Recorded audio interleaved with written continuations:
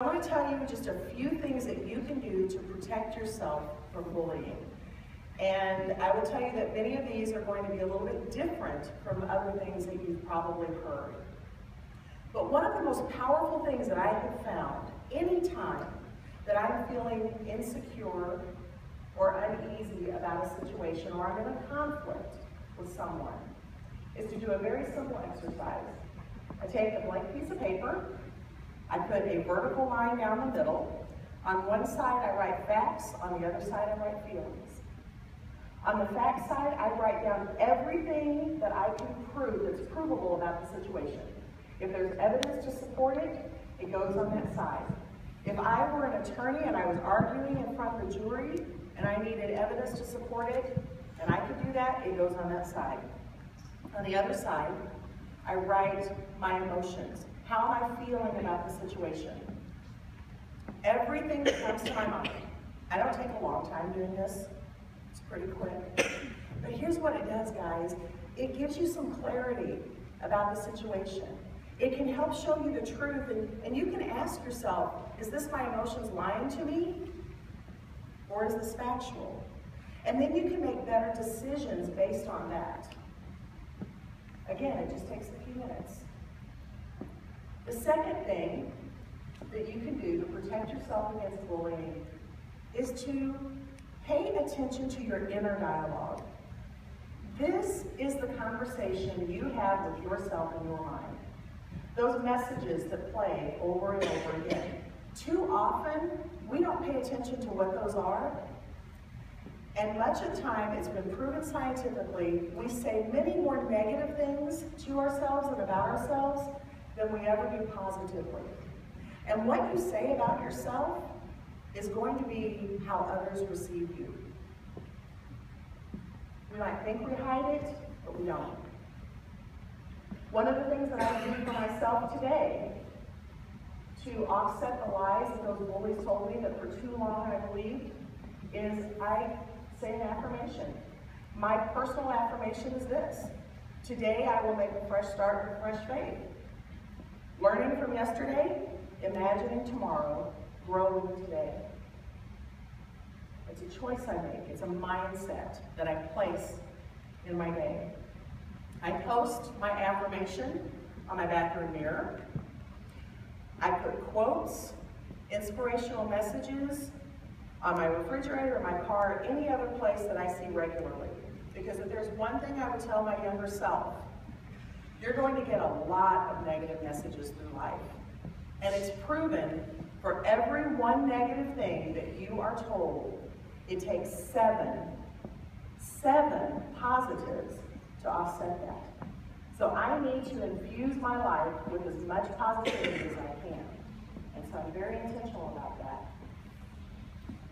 The third thing that I would tell my younger self, and then I'll share with you, is to be intentional about gratitude, about being thankful. Guys, this one's huge. There was a few years ago, there was a young man who came to me, and he was going through a very difficult life, and a lot of it was because of a particular bully. He was to the point, honestly, he was considering taking his own life. That's a scary thing. I'm sure some of you sometimes feel like, what's the point? Please, please, please know that you have value. You matter, you're important. And no matter what anybody else has told you, you have gifts and you have talents. You were made to make a difference in the world. But I told this young man, I said, just start by writing down 3 things each day that you're grateful for, just 3. Doesn't have to be in anything fancy, but it is important to write it down and not just think it in your mind. It's interesting that science has shown us that when we write things down, it embeds more deeply into our brains. We remember things better when we write them down. That's why your teachers have you write so many things down. That's why they don't just give you papers with the information filled out all the time.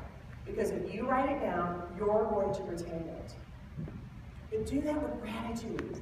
Every single day, write down at least 3 things that you're grateful for. If you're having a bad day and you're feeling really bad about yourself, I'm telling you, you can turn everything around. Don't let anyone else steal your mindset, and don't do it to yourself. The 4th one, become one of the one. Remember I talked about the revenge against bullies of doing something great with your life? I wasted almost all my youth believing the lies that those bullies told me. And I had a secret dream that whole time that I didn't tell people about. Because honestly, I was more focused on what others said I couldn't do than on what I might be able to do. But in 2008, I got brave. And I went to my first writers' conference. And I went to this conference, guys, and one of the first sessions, the speaker said this: I don't want to disillusion anybody, but only about 1% of aspiring writers ever succeed in getting published by a royalty house that pays advances. Wow, 1%. Now the first thing that hit my mind was, what am I doing here? I may as well give up. But then I remembered what those bullies told me all those years ago, and I remembered the things I'd learned about bullies. And I remembered that fear only had as much power as I gave it. And so as I sat in my seat that day, I made a decision. I changed my mindset, and I said to myself, I'm going to be one of the one. I'm going to be one of the 1%. And I persisted. It was hard, but I did it.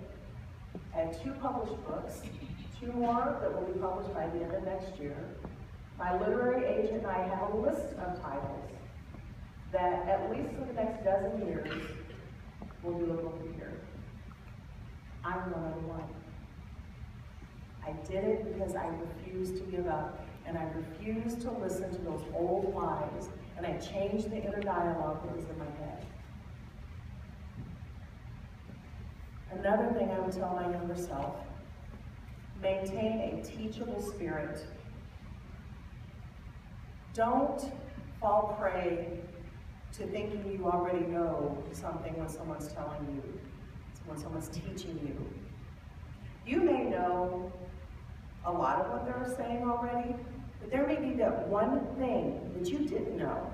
And that one thing could catapult you into being able to do something that you couldn't imagine having been able to do before.